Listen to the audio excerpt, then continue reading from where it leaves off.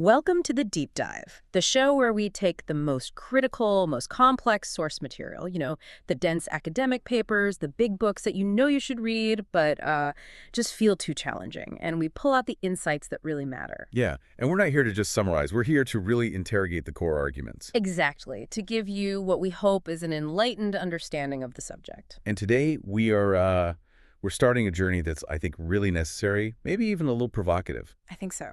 We're going deep into this fundamental disconnect between how we're all taught democracy is supposed to work and how political reality, actually functions. Right. And if you, the listener, have ever just watched an election and thought that the rhetoric, all the talk about mandates and the will of the people feels totally divorced from from the chaos and the emotion of it all, Then this is for you. this deep dive is absolutely for you. Our main sources are anchored by this really rigorous social scientific look at democracy, especially the work of scholars like Christopher Aiken and Larry Bartels. And they just systematically challenge these romanticized assumptions that pretty much everyone holds. The public, sure, but even political scientists themselves. And the core conflict, the one we're going to keep coming back to, is what they call the folk theory of democracy. Right. The folk theory versus the hard empirical evidence that's come out of decades of social science. So let's define that conflict, because it's everything. Yeah. What is the folk theory? The folk theory assumes elections are about policy. It's the idea that citizens, get informed, they weigh the options, and they cast a vote that translates their reasoned preferences into policy. A mandate. A mandate. And our mission today is to really unpack why that model just completely collapses under scrutiny. The source material is crucial here because it shows that actually electoral outcomes are often driven by these sticky social loyalties, by short-term reactions to the economy. And by an electorate that seems to be responding more to, say, pain than to policy. Precisely. So the mission is clear. We're going to unpack why elections so often fail to produce genuine popular control of policy. We're aiming for that concept the political scientist Robert Dahl called enlightened understanding. That's the very thing we demand of citizens, but the evidence we're about to look at suggests it's almost never achieved by the masses. And in doing so, we're going to reveal the surprising, sometimes honestly alarming, true drivers of political behavior. And it all starts with just the complete collapse of this romanticized ideal we all carry around. Okay, let's start right there. Let's unpack this core concept first. The folk theory of democracy. When we strip it all down, what is this ideal we're all sort of supposed to believe in? At its heart, the folk theory, or populistic democracy, is this simple equation. Democracy equals political equality, popular sovereignty, and rule by majorities. Okay. It's foundational to Western political thought. You hear it from Aristotle, Locke, Rousseau, and of course, in the U.S. context, Lincoln's government of the people, by the people, for the people. It's the story we tell ourselves. It is. It's the idea that the public is capable of studying these incredibly complex national issues, forming reasoned opinions, and then electing representatives who have a clear mandate to carry out that collective will. And for that beautiful, logical idea to work, what does it require from me, the individual citizen? It requires the impossible. It requires what the source material calls the omnicompetent sovereign citizen. Omnicompetent, I like that. It means you have to be politically engaged, highly knowledgeable about policy alternatives. You need to know the history of the issues and be able to calculate the likely consequences of different paths. Whether it's foreign policy toward Asia or, the minutia of domestic tax reform. Exactly. And that's the bedrock on which almost all democratic rhetoric rests. But the source material, I love this. It immediately drags us back to reality. I mean, this romantic view is ancient, but so is the skepticism toward it. Oh, absolutely. The skepticism is as old as the ideal. Way back in 1908, a social psychologist named Graham Wallas argued this ideal was hopelessly naive, just an unreliable guide for policy. And he had a great analogy for it. He did. He said, no doctor would start a medical textbook by describing an ideal man who doesn't need food or rest and is immune to disease. Right. That would be absurd. It would be absurd to base your treatment on that ideal. And yet, in politics, we build our entire system around the assumption of this ideal superhuman citizen who just doesn't exist. And when you think about the realities of modern life, that critique becomes so much more powerful. I mean, the typical person is just cognitively saturated. Completely. You have immediate high-stakes obligations that take up all your mental energy. You're managing family, work pressures, doctor's appointments. You're literally just trying to pay the bills. Yeah, sorting out complex policy views it's not high on the priority list. It can't be. It's a collective action problem wrapped in a cognitive limit. Why would any one person spend, say, 40 hours mastering the details of a trade agreement when their single vote won't change the outcome and they have to make dinner for their kids? So what's the result of that? The result is political behavior that's all about minimizing cognitive effort, not maximizing enlightened understanding.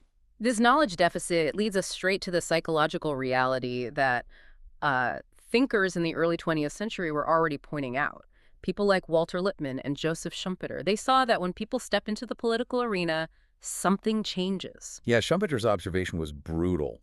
He said the typical citizen drops down to a lower level of mental performance as soon as he enters the political field. Wow. He saw this startling contrast.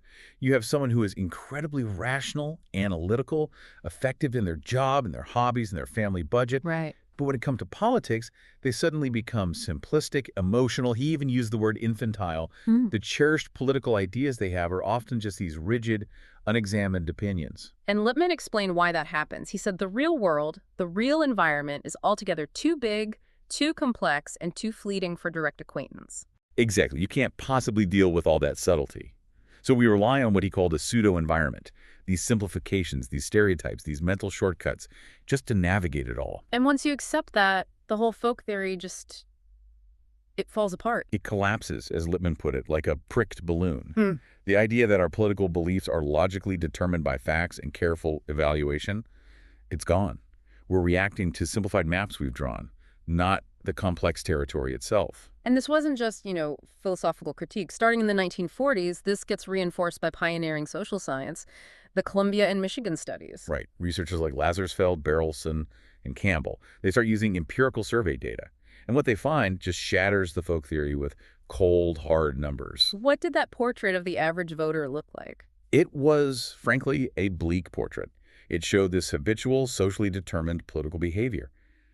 The surveys showed voters consistently fall short of the democratic ideal on every single metric: motivation, knowledge, rationality. So on major policy issues, they just didn't know. They encountered overwhelming numbers of don't know responses, which often really meant don't care. Voters would misperceive where candidates stood on issues. They'd exaggerate how much public support their own candidate had. That sounds less like a policy mandate and a lot more like confirmation bias in action. It's exactly that. The initial conclusion was stark. Vote choices were characterized more by faith than by conviction.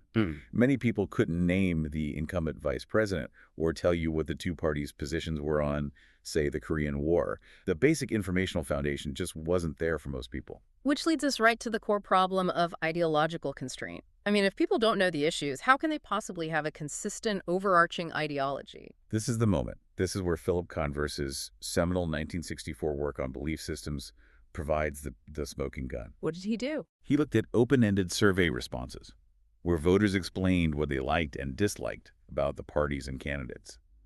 He was looking for any evidence of conceptual consistency, and he found these profound disconnects between the belief systems of political elites, which were very coherent, And the general public. and the sprawling, disorganized, often contradictory views of the mass public. And the number that comes out of that work is just devastating. The percentage of voters who were truly ideologues. It's staggering. Only about 3% of voters could be clearly classified as ideologues. These were the only people who consistently and spontaneously use abstract terms like liberal or conservative to organize their political thoughts. 3%. So 97% of the public was operating with a completely different framework. That's right. If your entire system is based on citizens having coherent ideological policy preferences, that number just destroys the folk theory. And it wasn't just that they didn't use the fancy words. No, not at all. When Converse looked at this statistical correlation between a voter's specific policy views, like, say, their view on federal aid to education and their view on guaranteed employment, he found almost no consistency. The correlation between various domestic policy views averaged a mere 0.23. Can you put that number, 0.23, in real-world terms for us? What does that mean? It means that knowing a person's opinion on one domestic issue tells you almost nothing, statistically, about their opinion on another.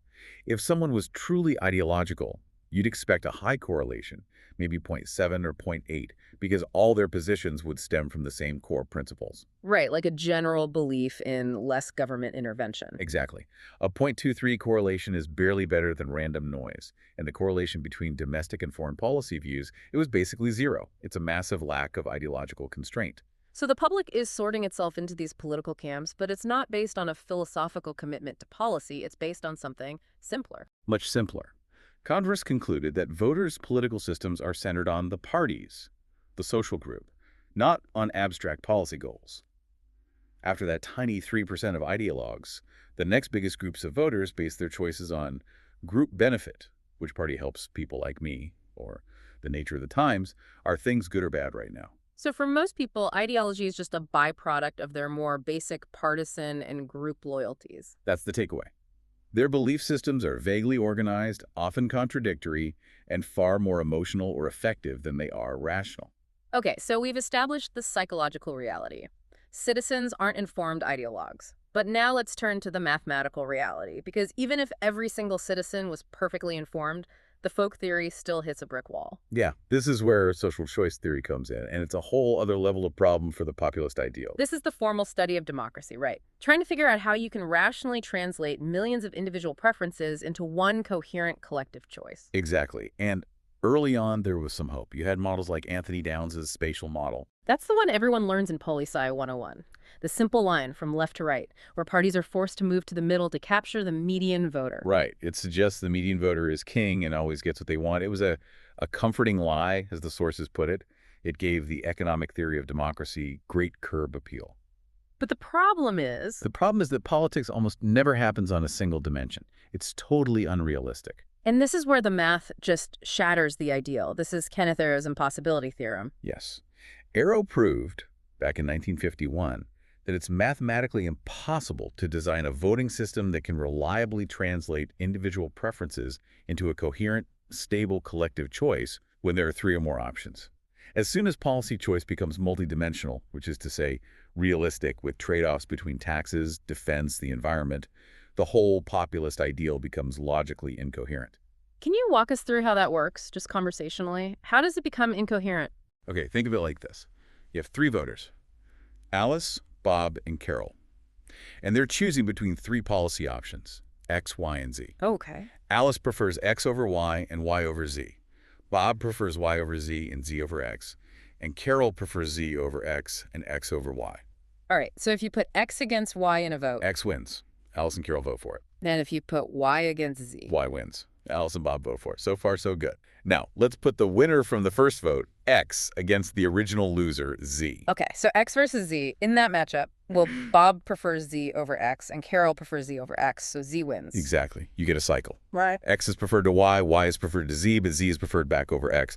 There's no stable majority preference. There's no single will of the majority. And that means? Yeah. For real-world politics. It means that when issues are complex and multidimensional, there is often no policy platform with the logical claim to represent the will of the majority. Majority rule, under these very realistic conditions, just leads to instability. Wait, but if there's no stable will of the majority, then what decides the political outcome? That's the terrifying part. Subsequent work, known as the chaos theorems, showed that the conditions you need for a stable majority are exceedingly fragile.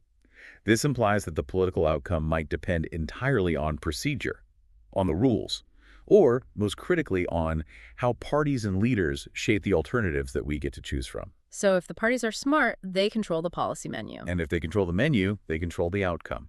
It almost doesn't matter what the electorate's overall preferences are. Wow. So even if we had 300 million perfectly rational, informed voters, the whole idea of a policy mandate from the people is mathematically flawed because the very concept of a coherent majority will just, it dissolves into chaos. The collective opinion of the people is only ever expressed with reference to the very limited menu of party platforms that elites present to them.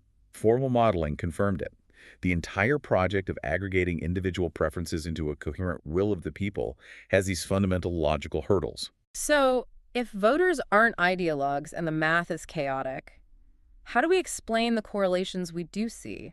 I mean, if I believe in lower taxes, I'm probably voting Republican. Isn't that issue voting? This is where it gets really, really interesting, because the source material argues for a profound reversal of cause and effect. What do you mean? The folk theory assumes you hold a policy view. That's the cause, which leads you to choose a party. That's the effect. The evidence suggests it's the other way around. So you choose a party first, and that causes you to adopt their views. Exactly. Voters adopt their party's views, the effect to align with their pre-existing party loyalty, the cause. That sounds like a powerful way to minimize cognitive dissonance. You know, if I'm loyal to Team Blue and Team Blue says X is true, then I have to believe X is true to maintain my identity as a member of Team Blue. That is precisely the mechanism. And one of the strongest pieces of evidence for this is something called the projection effect. What's that? Voters tend to perceive that the candidate they already favor has issue positions similar to their own, even when that's factually untrue. So they project their own views onto their preferred candidate. Yes, the issue proximity, in this case, is a consequence of their preference, not the cause of it. People are constantly rationalizing their existing loyalties. They create a consistency that doesn't actually exist in reality. So if I'm a Republican, I'll just subconsciously assume the Republican candidate agrees with me on issue X, even if their platform says the opposite. Your loyalty acts as a filter. But the most decisive evidence, the real smoking gun, comes from research that actually tracks people over time and shows this causal arrow reversing in real time. And this is Gabriel Lenz's research. Yes, using these repeated panel interviews with the same people over the course of an election campaign. What did he find? Lenz showed that the statistical relationship we see between issue positions and votes, the thing that looks like informed voting, is mostly due to persuasion. Or really, it's voter rationalization, not policy evaluation. Voters' policy positions actually shift to align with the candidate they already prefer for other deeper reasons. The candidates are teaching the voters their positions. And the voters are adopting them as their own, often without even realizing they've changed their mind. Let's use the specific example from the 2000 election. This is crucial for understanding how it works. Okay, so the study looked at the 2000 presidential election, specifically at voters' views on Social Security privatization. During the campaign, both Bush and Gore ran tons of ads on this. That's right. And over the course of the campaign, the statistical relationship between a voter's view on privatization and their support for Bush or Gore, it more than doubled. So on the surface, that looks like a great example of issue voting. People heard the arguments, they got informed, they made a choice. That's what it looks like. But Lenz's detailed analysis, because he had these repeated interviews, showed that this was almost entirely an illusion. It wasn't that a bunch of people who believed in privatization decided to vote for Bush. It was what? It was that Bush supporters were learning their preferred candidate's position and then adopting it as their own view on privatization. The causal arrow was completely inverted. Completely. People didn't vote for Bush because they favored privatization. They started to favor privatization because they already supported Bush and they learned that was his platform. That is a staggering implication. It means that policy positions, even the big ones campaigns spend millions on, they function less as a deciding factor for voters and more like an accessory you adopt once you've picked your team. A badge of belonging. If the party loyalty is rooted in group identity, then the policy choices become secondary.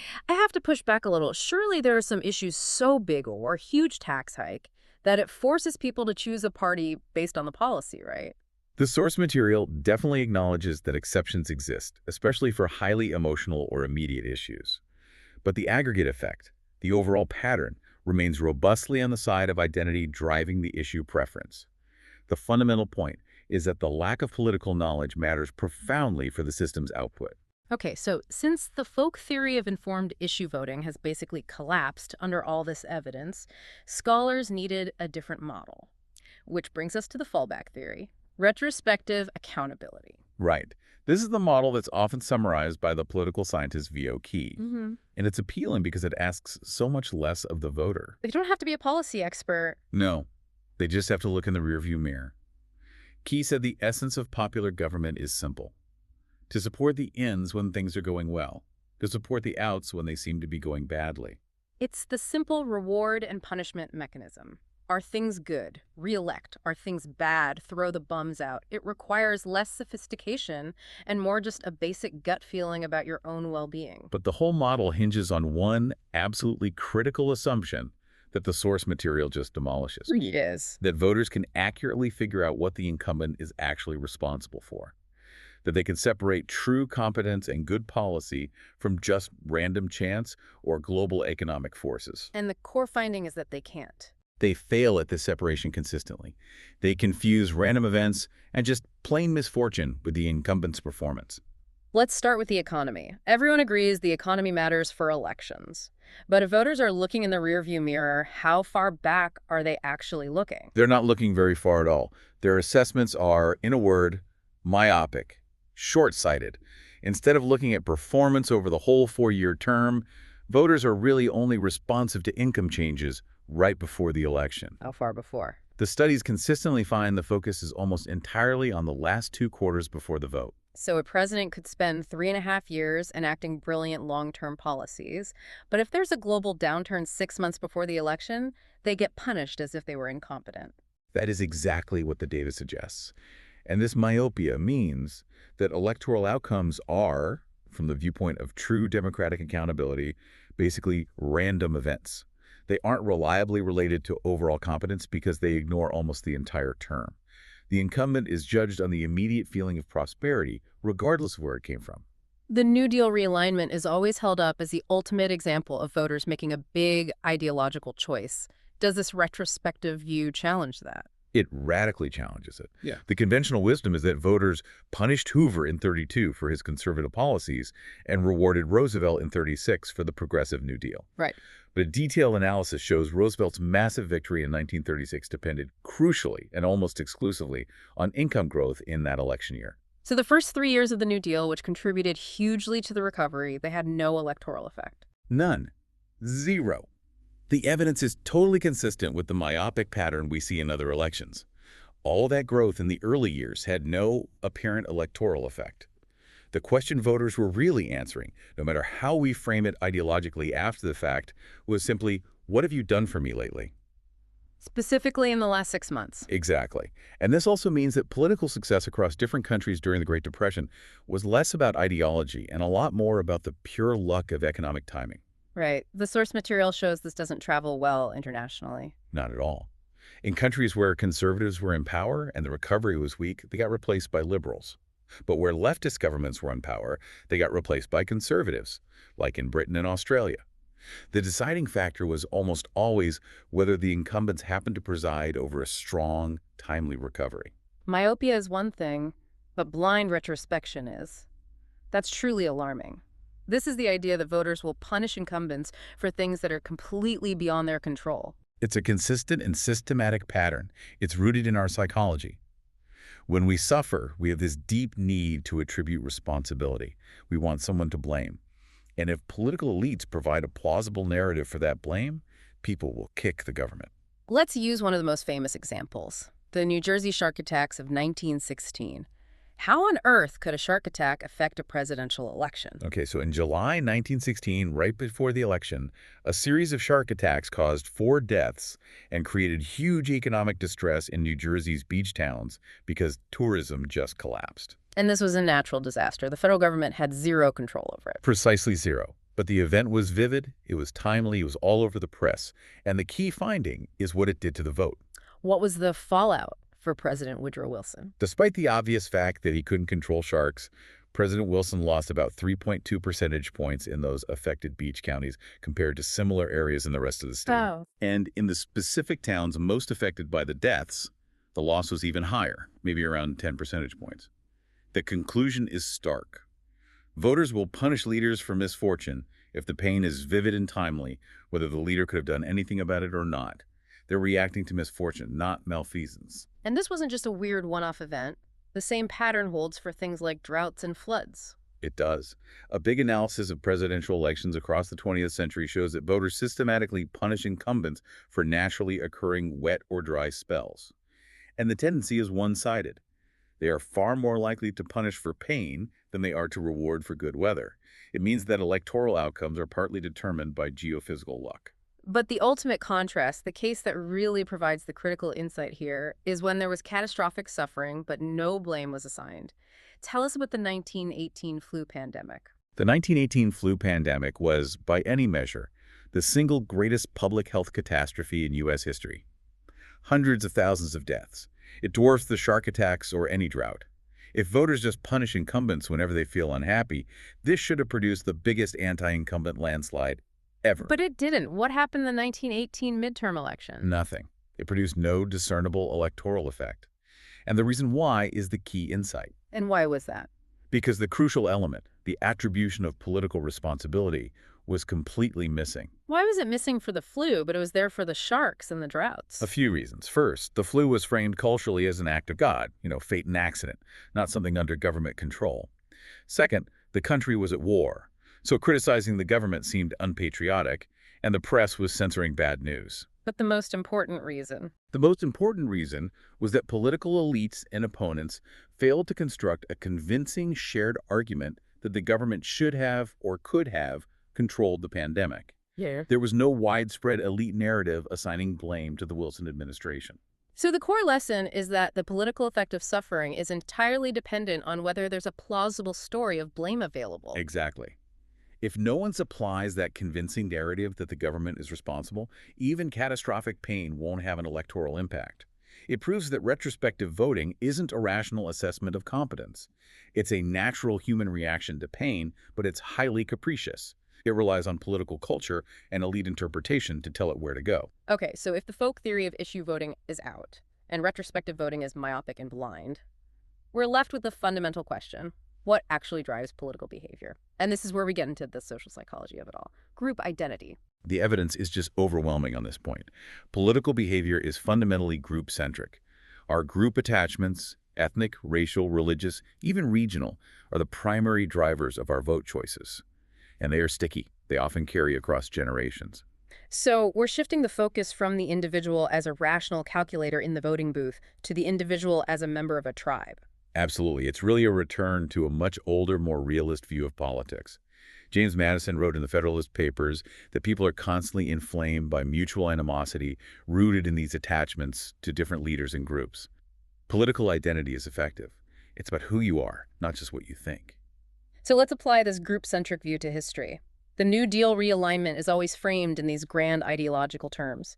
How does the social identity lens change that story? It changes it completely. Major partisan shifts are often about changes in group alliances, not some mass conversion to a new policy consensus. Let's look at the New Deal in Boston, which was studied in incredible detail, focusing on the Irish, Italians, and Jews. Right. If it was purely an economic realignment, all the working class groups should have shifted at the same time in response to the Depression. But that's not what happened at all. For the Irish and Italian precincts in Boston, the massive shift to the Democrats happened before the worst of the Great Depression. The Irish were already overwhelmingly Democratic for historical reasons, and their shift was supercharged by the candidacy of the Catholic Al Smith in 1928. A clear activation of religious identity. Absolutely. And the Italians followed a similar, though slightly delayed path driven by the same group cues. Their alignment was an identity consolidation, not a direct economic response to the New Deal. What about Boston's Jewish voters? They also shifted heavily to the Democrats, but their shift was strongest in upper middle class areas, not working class ones, which completely undercuts the simple class-based theory. Their old Republican loyalties started to collapse earlier, driven by external factors. Like what? The source material notes that Jewish Republicans started to shift away from the GOP because of rising concerns about the pre-Hitler atmosphere in Europe. It was about their group's safety and global identity well before the Depression really hit home. So for all these groups, the realignment was an identity shift, first and foremost. It was about where people like me belong. Exactly. It wasn't a rational adoption of Roosevelt's complex policy platform. And the ultimate test of group loyalty overriding everything else has to be the 1960 election, with John F. Kennedy's Catholicism being such a central issue. Oh, that campaign is a perfect textbook example of social identity just overwhelming partisan habits. Kennedy caused these massive temporary defections on both sides. He boosted the Catholic vote for the Democrats by about 20% compared to what they usually got. A 20% swing is huge. It's enormous. And at the same time, he drove Protestant support down by about 12% for the Republicans. It shows that this deep-seated social identity, in this case religion, could just override decades of partisan loyalty. Lifelong Catholic Republicans voted for one of their own, and devout Protestants voted against him. And afterward, they probably gave all sorts of rational-sounding policy reasons for their choice. Of course. But it's just historically implausible to attribute those massive, temporary, and symmetrical defections to anything other than social group loyalty. So if partisanship is basically tribal loyalty, how does that loyalty affect how voters process new information or think about specific policies? This is the critical psychological consequence. Your partisan loyalty doesn't just shape your policy views. That's the projection effect we talked about. It actively colors your perception of what is an objective fact. You rationalize to avoid dissonance. You twist, ignore, or even invent facts to maintain harmony with your tribe. The study on the federal budget deficit during the Clinton era is a perfect, dramatic example. Okay, remind us of that one. So by 1996, the federal budget deficit had objectively decreased dramatically. It was heading toward a surplus. That was a clear, measurable fact. The correct answer was decreased. What did the public believe? Only about a third of the public knew that. A staggering 40% of Americans believed the deficit had actually increased. And the partisan bias on top of that misperception. It was huge. Over half of Republicans believed the deficit had increased. Only a quarter of them said it had decreased. They were factually wrong because their party was out of power, and they just inferred that things must be bad. They constructed their own facts. They did. But here is the most powerful, counterintuitive takeaway from that study. What's that? This partisan bias was strongest among the most politically knowledgeable citizens. Wait, how can more knowledge lead to more error? That seems to fly in the face of everything we think about education and democracy. Because the politically knowledgeable Republicans knew two things. A Democrat was in office, and deficits are bad. So they used their political sophistication to infer the fact that the deficit must be rising, no matter what the objective data said. So their knowledge didn't correct their bias. It amplified it. It gave them better tools for motivated reasoning. Precisely. Among the least informed, they just didn't know or care. But the most informed were the most entrenched in their self-constructed reality. And this is so powerful that even a non-ideological, purely partisan shock can reshape political beliefs for years to come. The Watergate example. The Watergate shock. The disgrace of Nixon was a random negative partisan event. It wasn't a policy debate. And yet the source material shows it influenced people's policy positions years later on issues like school busing and aid to minorities. A non-ideological partisan event shifted fundamental beliefs toward a more liberal direction simply because a Republican figurehead had been discredited. The conclusion seems inescapable. Voters are not driven by policy first. They're driven by tribal loyalties. And those loyalties dictate what policies they adopt and what facts they choose to believe. Yeah. Okay, so given all this evidence that voters are not these omnicompetent issue solvers, their judgments are emotional, they're myopic, the common belief that the cure for democracy's problems is always more democracy. That's fundamentally challenged. It is. And the evidence suggests this cultural conviction has often led to institutional reforms that are actively counterproductive, Yeah. that actually damage people's real interests. We're talking about things like direct primaries, initiatives, referendums. The goal was always to get rid of the middleman, the party bosses, and give power directly to the people. Right. But let's start with direct primaries. They were intended to make the nominating process more democratic, but what was the unintended consequence? They diluted the influence of informed political professionals. Exactly. Those professionals, for all their flaws, had firsthand knowledge. They could screen candidates, weed out dangerous amateurs, ensure some basic level of competence.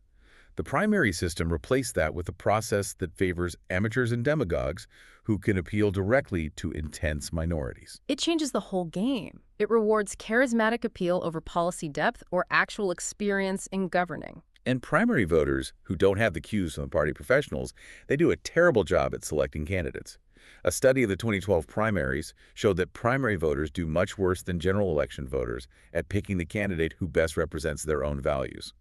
They're barely doing better than chance. They're essentially guessing. They are. Yeah. And what has this done to the overall quality of leadership? The source material suggests a negative trend. Historical ratings of presidents suggest the quality of winning candidates has not improved and has probably declined with the advent of a more open system in the 1970s. The attempt to maximize popular influence via primaries seems to have come at a real cost in terms of leadership competence. And the attempts to impose this populist ideal through initiatives and referendums. They might be the most damning illustration of the limits of direct democracy. These were supposed to let the sovereign people legislate directly, bypass those imperfect representatives. But instead, critics like David Broder noted that these processes primarily empower millionaires and interest groups that use their wealth to achieve their own policy goals. It takes a ton of money to run these campaigns, so you're really just transferring power from elected officials to a new class of wealthy election entrepreneurs. And when voters get this direct control, they always seem to express this illogical preference for smaller government, but also the same or increased spending on specific services. The desire for something for nothing. Right. And that contradiction has tragic real-world consequences. Take the example of fire protection cuts in Illinois. In some Illinois counties, they passed a law requiring mandatory voter approval for any property tax increase. So the voters seeking tax relief naturally just voted no again and again. They got what they voted for. Lower taxes. What was the hidden cost? The fire districts had their revenues choked. They had to cut training, they couldn't maintain their equipment, and most critically, they had to reduce staffing. The result was a measurable degradation in service.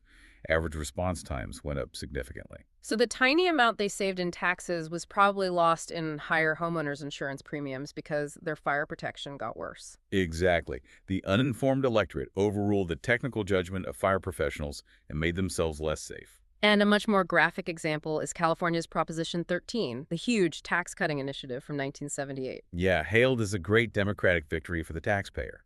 But the source material cites it as a contributing factor to the horrific 1991 Oakland Hills firestorm. How did a tax law from 1978 contribute to a fire in 1991? Because Prop 13 starved local governments of revenue for over a decade. In the Oakland area, this led to the elimination of engine companies and, crucially, cuts to fire abatement funds. That means no money for clearing brush or removing dangerous trees, the kind of preventative work fire professionals knew was vital in that high-risk area.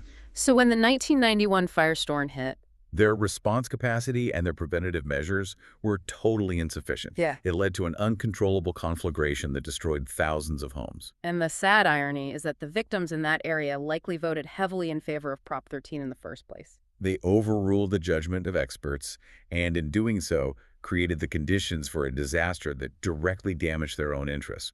It just confirms the core thesis.